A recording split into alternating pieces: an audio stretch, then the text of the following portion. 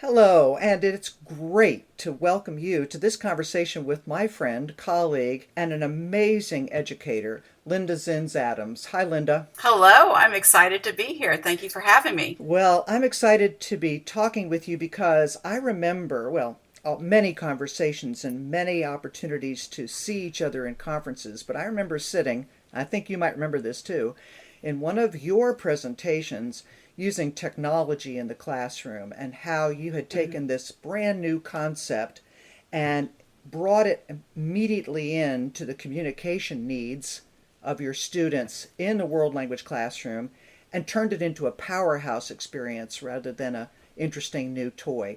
You work right now as the department chair and global scholars coordinator at your high school in Cincinnati, Archbishop Muller, and you served as the College Board Advisor for the AP, that is to say, Advanced Placement German Development.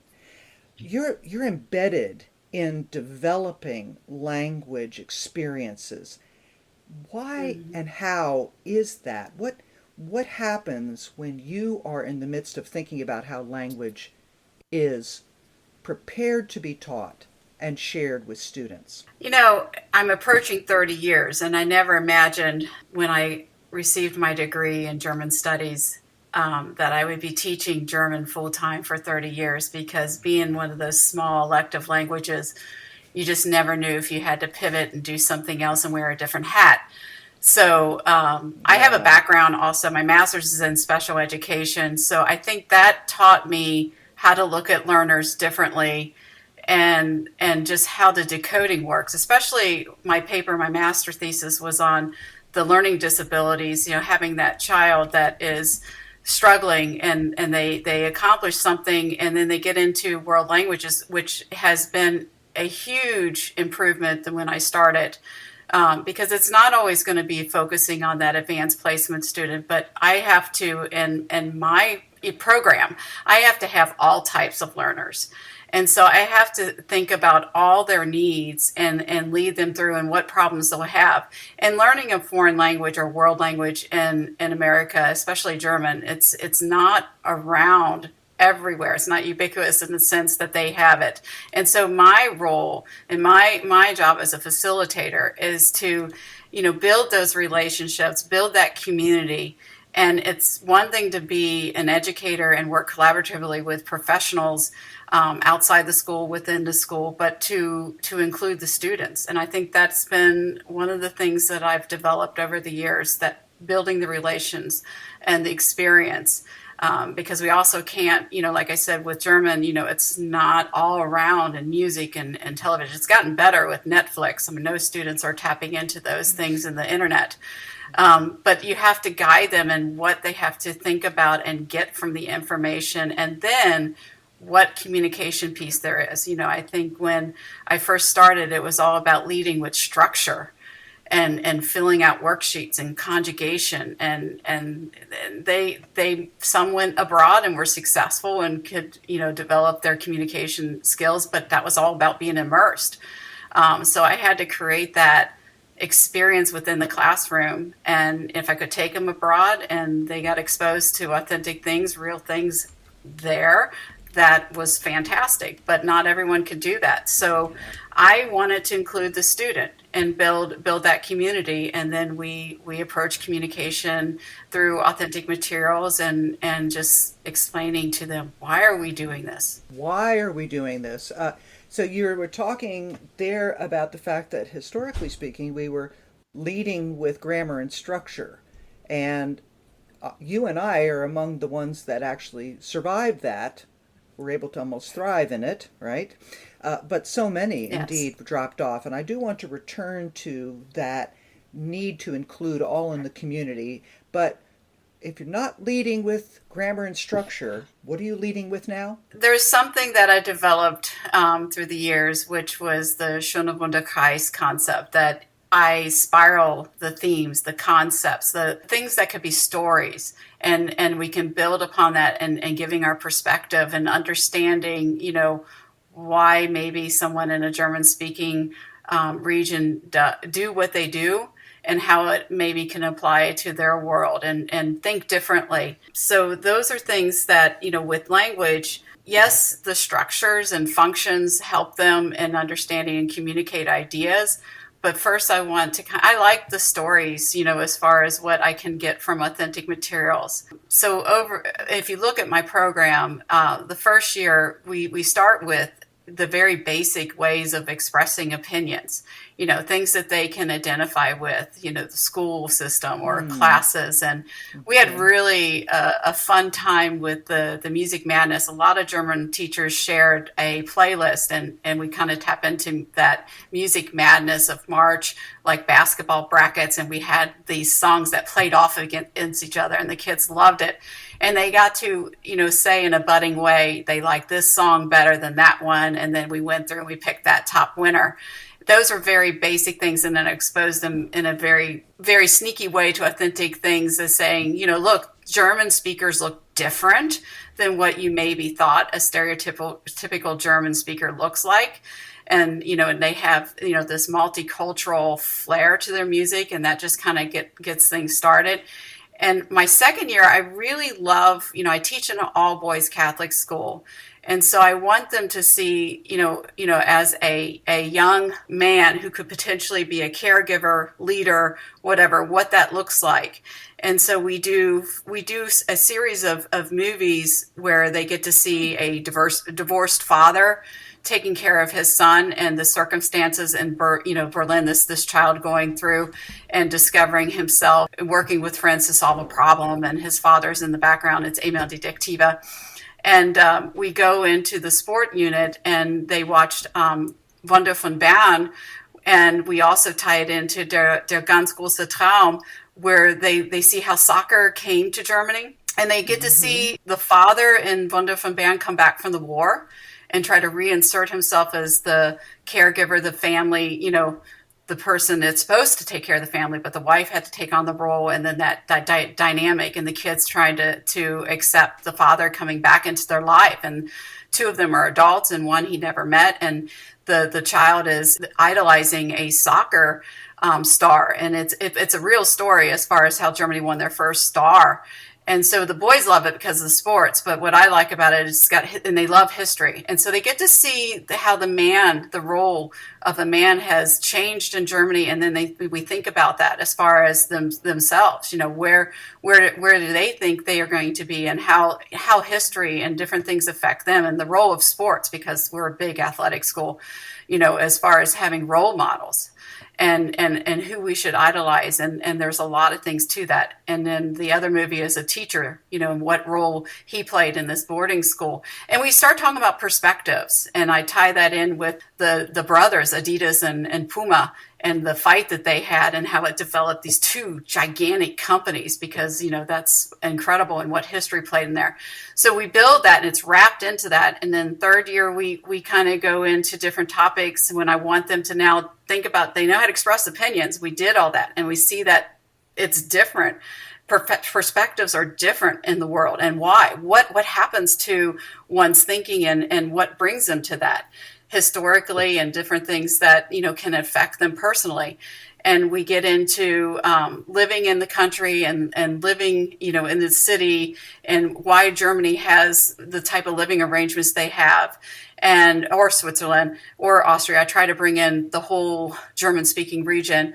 And we debate, that I get them in the very early stages, to think about opinions. And then I start bringing them together in third year, where they debate pro and contra, living in the city versus living in the country. And they have fun with that, because they've been learning how to express their thoughts and the perspectives as far as what they've been exposed to that are a little bit different in the German speaking world versus their own. We end the year with like advertisement, and I give them all these exposure to different advertisement, and I start thinking, what can we do with this, rather than making it, oh, it's fun, oh, that's different. But why are they doing this? Why is the advertiser doing this? How are we being manipulated? And can you look at, just like with the songs, and say which one's better? Can you look at two ads and say which one's more effective, and why? What are the qualities?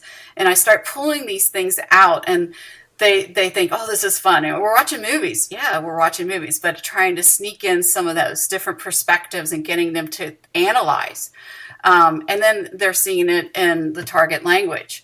I try to step back as much as I can to just facilitate the language and just kind of share with them, we're going to present this idea and I want you to think about it this way. And then I give them the tools and then we play around with it. Early on, another thing that I do, and with COVID, I didn't get to do it, was the Play-Doh. Very early on, we take Play-Doh and I give them a cognate and they get to see how similar German and English are. And they look at the cognate on the card, the word, and they try to create it out of Play-Doh. And then we talk about that and they present it, and say, this is whatever. I mean, it could be demouse. And so they see that mouse sounds like, spelled a little bit different, but we look at Play-Doh like language. You can shape it, you can form it, and you can get creative with it. And so with the whole Schöner runder Kreis concept that I have, I kind of spiral, like I said, these thoughts, these ideas, these concepts, and language, as far as structures, those are just little tool things that we bring out and we play with, and maybe we put them back, and then we see what we can do to create and get better and better. And then the fun really happens when we get to fourth year and we get into Socratic seminars, and I start trying to push them where I can step back and they get into conversation. And the why part is that they need to exchange information and support their ideas and their thoughts. And it can be their own, it can talk about theirs, but I really want them to have something that's anchoring them. And it could be a text. I like to use this section in Der Spiegel. It's a German magazine. And what's really cool about it is they often have two perspectives. And it's ja oder nein. And they read, like on the concept of Halloween. I love the one that I did with Halloween because they think, well, yeah, everyone celebrates Halloween. I'm like, yeah, but for a German, it's going to be different because it's going to occur with Reformation Day and what Martin Luther has in that. And so we have to think about the German's going to look at that date a little bit different. And yes, it's popular. And so there's a person saying, yeah, we should do this. It ties into advertisement because we did that unit advertisement. Yeah, we can advertise. It's fun. It's one of these things that we can buy all these neat little things and have a party. But then you have someone that maybe is from the religious perspective and say, I don't know if we should go this way because we're going to lose as far as what that focus is on that day. And so I try to get them to think about that as far as, we see this as something fun, but what could it do to culture down the road, if they continue to do this, and just kind of piece that together and get them to analyze it.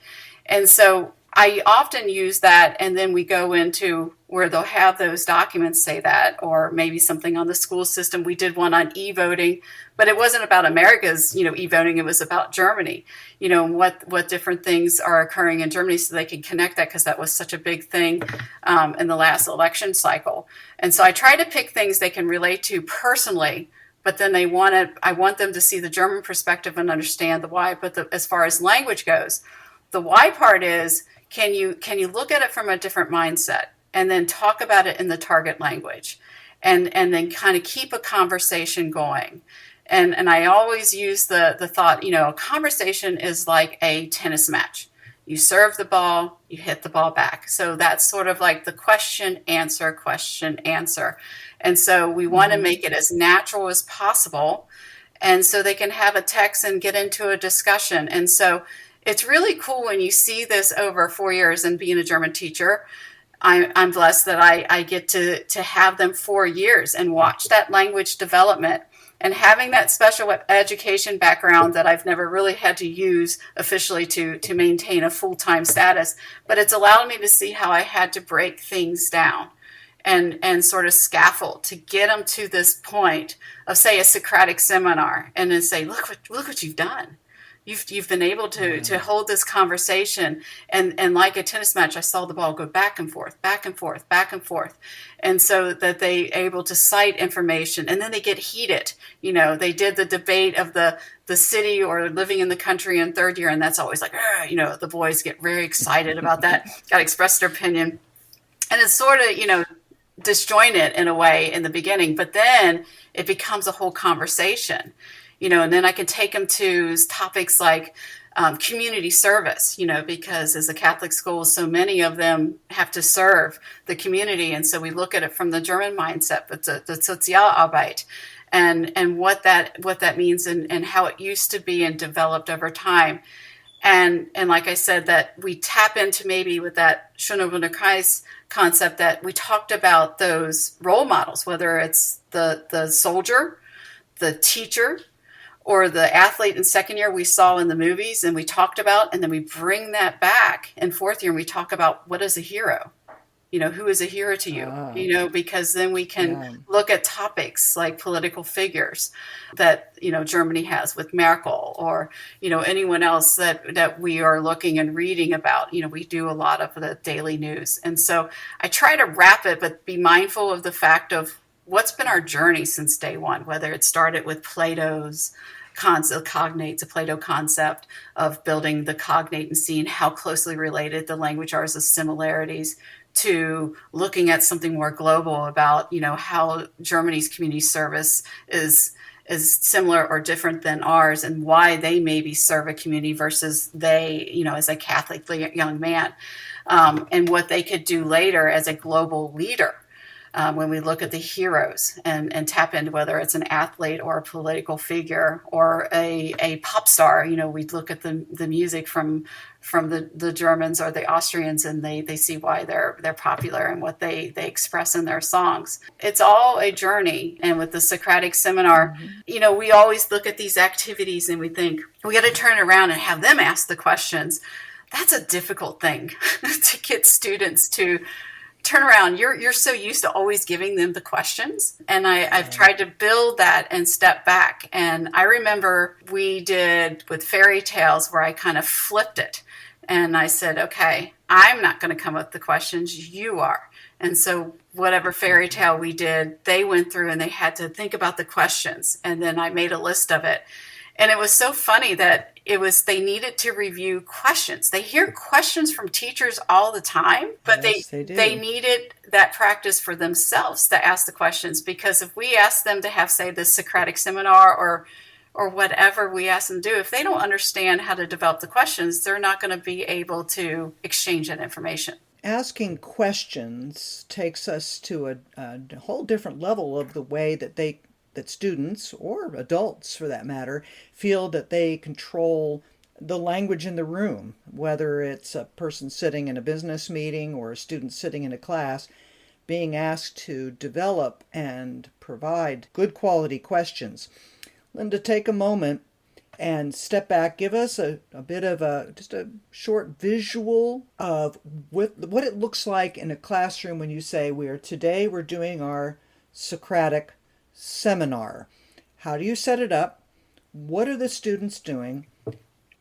Literally, as in, give us some examples and why it is, although I think that the answer to why language is being learned is in there, but help us to see how come this Socratic seminar is a tool that you use to really deepen this experience. So you mentioned earlier that I've been a big part of the AP community as far as a developer.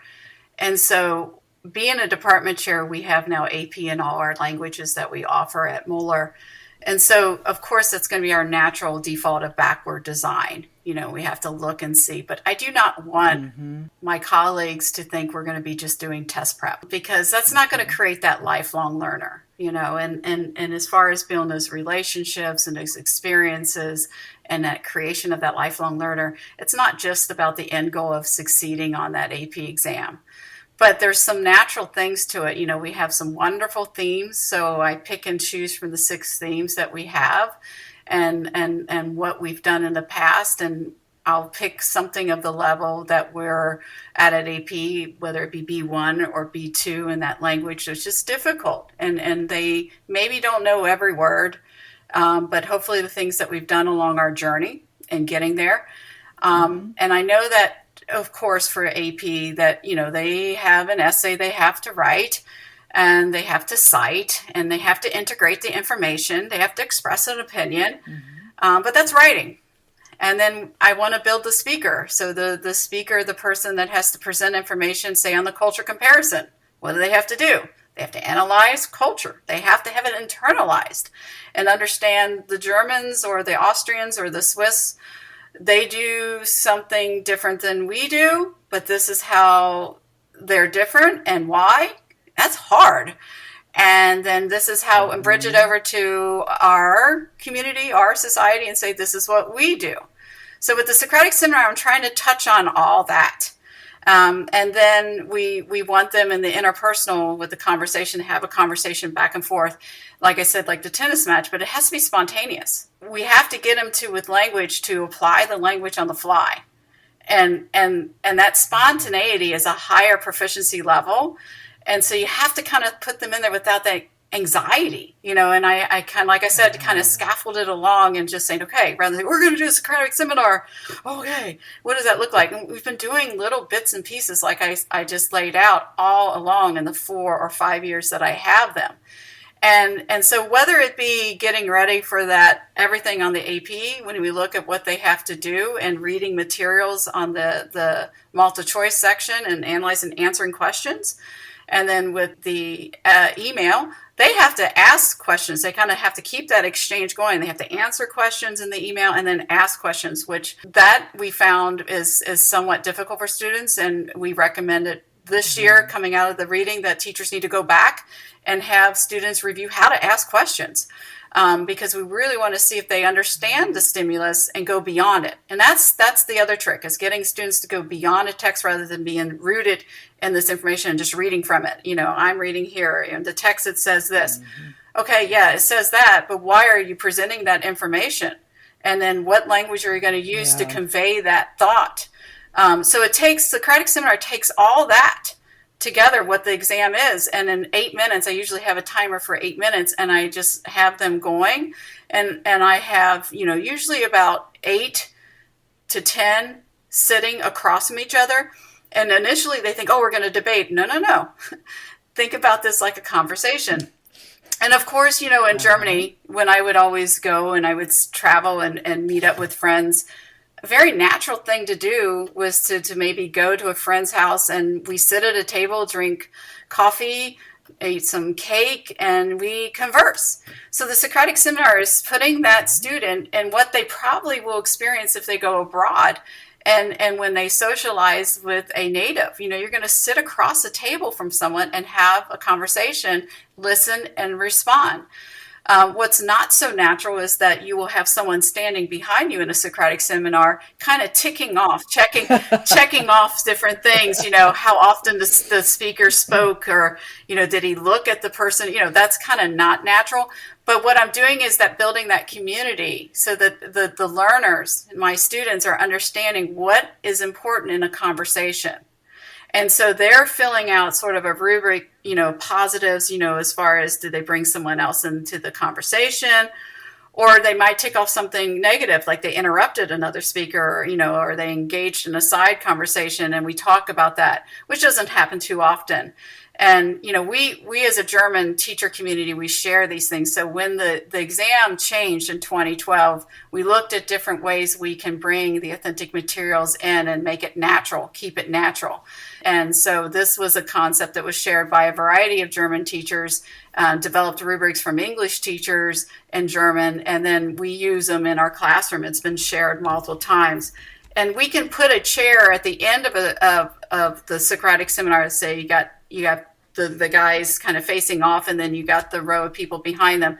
The observer is standing behind one student sitting, but he's observing that student across from the student speaking. And so the observation is happening, it's sort of like a fishbowl, but we also put a chair at the very end called the hot seat. So if the observer notices that his person that he's observing, that he's standing across from, is not engaged, is not speaking, he can go and then sit in that hot seat and politely wait to insert himself in the conversation, or learn that skill of, may I interrupt, and use those language things naturally, and ask the question to kind of bring him in or bring her into the conversation, because I've been doing this for years. And they love that. It took a while to get them to use that hot seat, because they just think, oh, they're speaking, they're going along. Mm-hmm. But then you started seeing, because one of the harder things on the essay part on the AP is integrating information. It's one thing to summarize what a text says and just say, this is what this text says, this is what this says. But it's another thing to get them to integrate the information into their argument. And that's what I'm trying to bring them to. We had a variety, like I said, with the community service, the heroes. I like to, we do the school system. I like to do the one, I have a set where it's about private schools. And immediately they want to talk about their experience of the private school. And I said, no, you have to use what's in this text. What's the trend in Germany? What are these 3 sources telling you about the trend in Germany as far as private schools? Getting them to look at the material, to use it, because they can speak, at 4th year, but it's one thing to analyze, and get them to use that. And being a teacher for 30 years, we've seen the digital age and what it's done to our learners. They are skimmers now. They have so much information coming to them. And so what are they doing now? They're just getting the highlights. They're just pulling and skimming out the very basic thoughts. So what I'm trying to do is take them away. I do love technology, and I use technology greatly, as you mentioned at the beginning. But I'm trying to pull them away from technology when I have them sit and face off from each other and talk.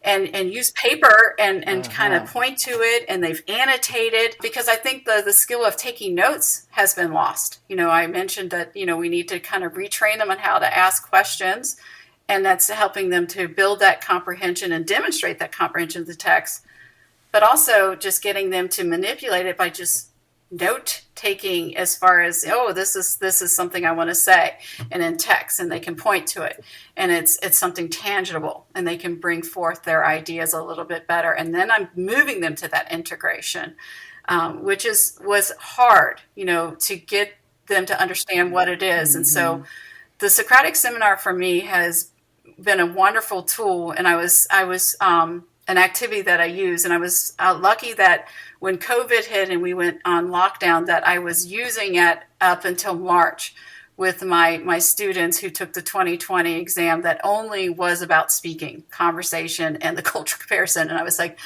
wow, okay, wow. We're going to be all right. We're going to be okay. Yeah. And then this year we were in school, we were concurrent. So we only went remote when there were spikes. So I was afraid I wasn't going to be able to do the Socratic seminar because we had to keep the distance, and with masks, what that was going to look like.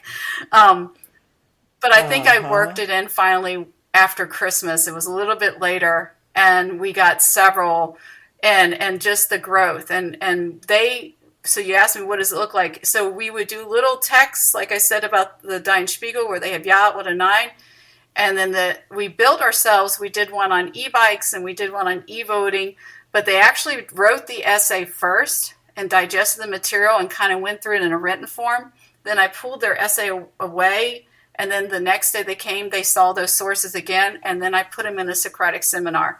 And I remember the students said, that was better. That worked better. I really felt better as a speaker.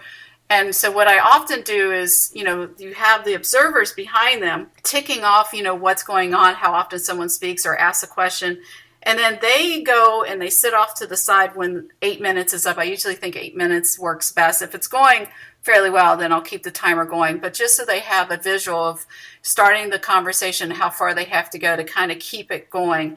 Then the observers will go off to the side, and they have to answer 2 questions, like, what was the most interesting thing your partner said, who you were observing, and what would you have liked to have said? And that takes them also in language areas with the hypothetical, and then citing, opinion. Yeah. And then while they're writing that, I'm sitting, when the Socratic seminar is over, I'm sitting with the group that was in the conversation, and I give them feedback. And I teach all boys, so most of them are into sports. I played basketball and was very competitive.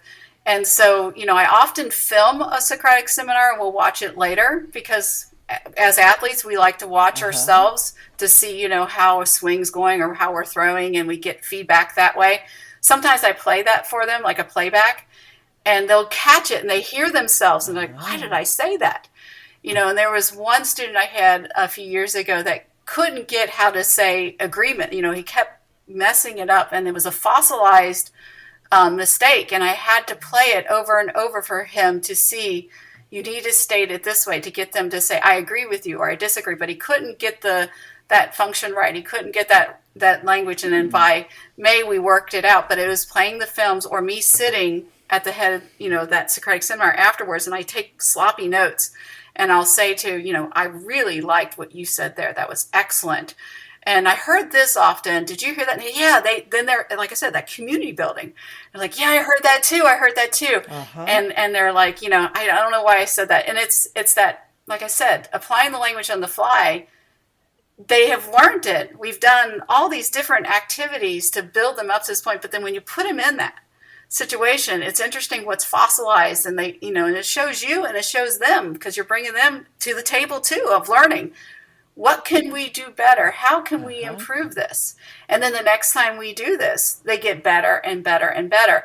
And so I was very grateful we had a strong plan in place that I was able to take them through some Socratic seminars to prepare them for this full exam, because we had the full exam this year for AP. I felt very good. And it's interesting what you notice is that you'll have some that are working towards integrating. They're expressing their opinions, they're agreeing, disagreeing, and it's a beautiful tennis match. Like I said, back and forth, back and forth, back and forth. And then you'll still have one kid just kind of, go in a silly way to sit at the hot seat, and he'll ask the question that's already been asked, and everyone looks at him going, we already established that, because, then who's comprehending and who's going to that next level. And many of them take an alternate assessment in February to get the global seal. And so the seal by literacy is something we work towards, and getting them to understand it's important. Like I said, I don't want this to be about test prep, and I want it to be as natural. Like I said, when you go to a German-speaking country, you're going to probably sit down with people and talk. But we have to do things to get them ready for testing. And so when they took the test, we got feedback on that as, support and elaborate your thoughts and say more and try to say it in a way that's connected to what you're being asked to do.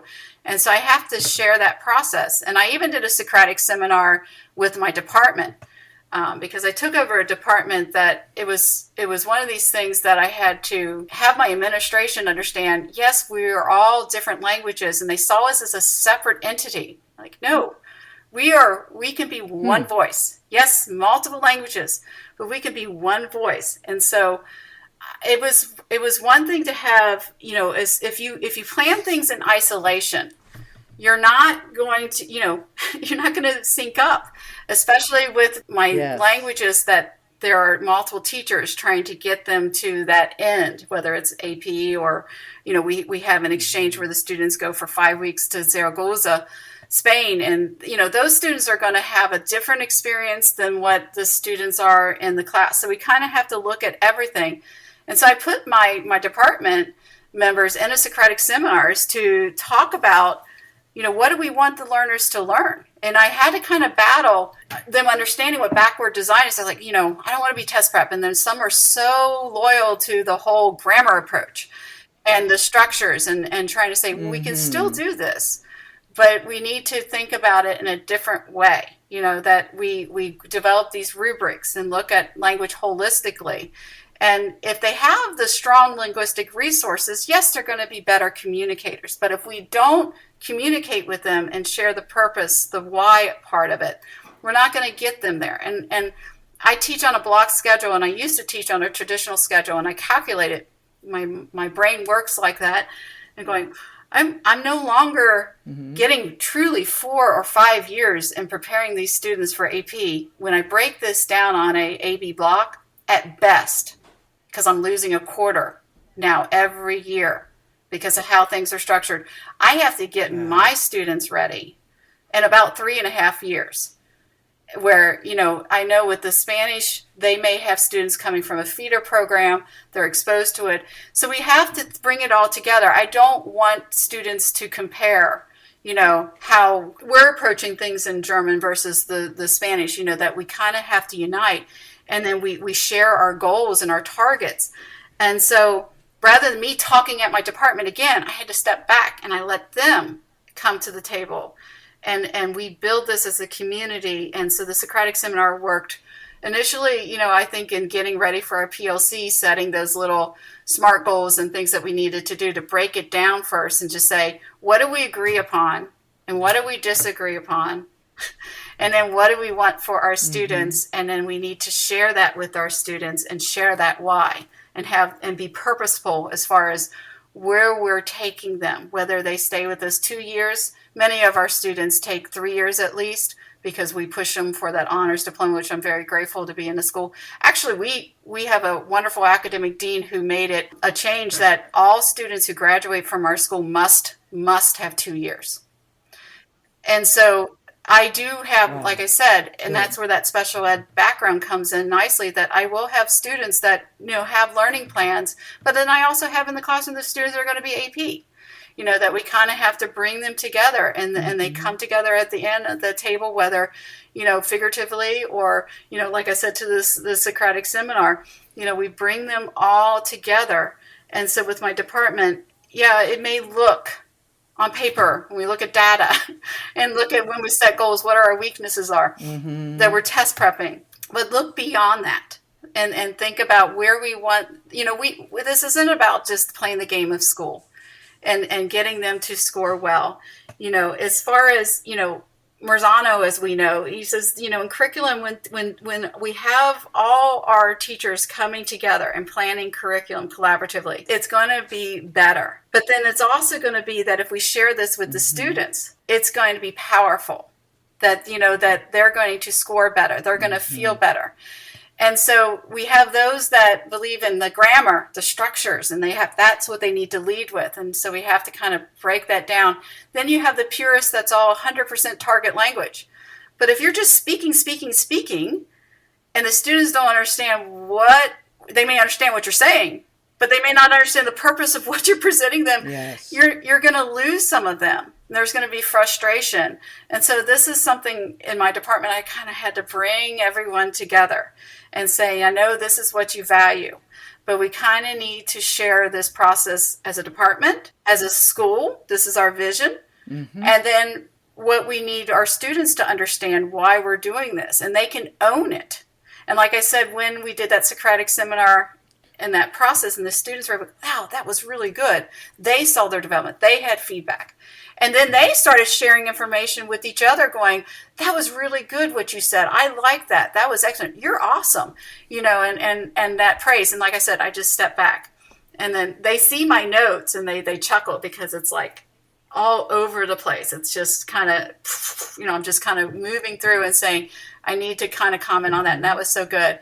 We just, at the end, it's just that affirmation, just giving that affirmation and having them understand the feedback. It's a positive, it'll get sensitive that if, we keep saying, you need to correct this. And there'll be one that'll commonly make the same mistake. And we just look at them and they're like, oh, I did that. And they're like, why did I do that? It's just there. But we work together and then we kind of get to that place we need to be when they leave me, and it's like I said, we have most of our students who will stay on for 3 years. I had 14 students in AP, and I think in that group I retained about 50%, through the journey. It's one of these things that built this relationship, and you want them to understand you care. It's not just about the test. I care about you. And we want them to go, whether they do something in German, I don't know. What did they learn from the experience? How the different caregivers and what that looks like and what the German man has developed. And like I said, in level 2, I love doing that because that's the early part too. And the feedback they've given me, they've talked about, they love to learn about history. And so I present those, like I said, those movies so they can look at how the man has developed, the military, the soldier, the things that we saw in the movies. And we look at the German man as far as today versus earlier and why there's been this change. And they always quote the one line from the movie Das Wunder von Bern. The father comes back from being held captive in Russia for 9 years, and he's trying to instill being strong, be that strong German boy as far as he wanted his son to be. And why are you idolizing this soccer player? You should be looking to me. And he tells him, German boys do not cry. German boys do not cry. Deutsche Jungen weinen nicht. And my boys always cite that. Deutsche Jungen weinen nicht. And in the end, the father evolves and the son helps, guides him to the end. And there's something at the end that happens and the father cries and the boy says to his dad, Papa, Deutsche Jungen weinen nicht. This is okay. And so we kind of see that development, and they understand why that father releases. And so we do a comparison early on. And like I said, those are all things that bring us to the table at the end, and they analyze. And it's not perfect. It could be very messy, but at least I'm getting them to critically think, like I said, and really analyze a text and take note, because they are bombarded with information. And they need to learn to piece it together. It's fascinating to be able to address the real experiences of young people these days. Well, Linda, when you look out, as it were, virtually here on the listeners to this podcast today, what do you want to be sure that you exhort them about, warn them about, invite them to do? What's that last thing that you say? I can't leave today without making sure that I told people this. I think early on, we when we would have, say, an administrator come in to observe us, we thought, we have to use so much target language. But if you're the only one speaking the target language and not sharing that with your students and not putting them on spot in an embarrassing way and always being presentational, look what my guys can do, look at all the German. If you are building that environment that is a community and you're sharing it, because we're all in this together and uniting, and it's not about the teacher versus the students. It's we are in this experience together. And it can be a truly wonderful experience. And it may not be easy. And for some young people, if they get embarrassed and put on the spot, and that's what I like about the Socratic Seminar, is that it's a comfortable thing. They're sitting down, they have maybe some notes, and they have each other that they can feed off of, rather than putting them on the spot. I think, we need to look at ourselves more as a facilitator of the language and the culture, and then take them on the journey. If they feel comfortable and they know you care, which is so important, I think, for students, they will stick to whatever you're trying to present them, and they will try to do as well as they can, and just kind of step back and just let things organically happen, and then kind of respond to those things as they come up and guide them. That's great. Thank you, Linda. That's really neat. The community of learners, and you've brought their sensitivity and your background in special education to really provide pathways for that comfort and community. It's been exciting to listen to all of the pathways that you've provided today. It's been fun to just listen to and feel your energy. Thank you. And everything Thank you that you do. Thanks, Linda. It's been fun. And I just take a look, folks, at what Linda can provide with regard to how she shares the skill sets, Socratic seminars, and other approaches to communication with everybody. And I hope we can get folks to continue to realize how big of a role that plays in making sure that we're real participants in society. Right, Linda? Yeah. All right. Let's make it happen. Thank you again.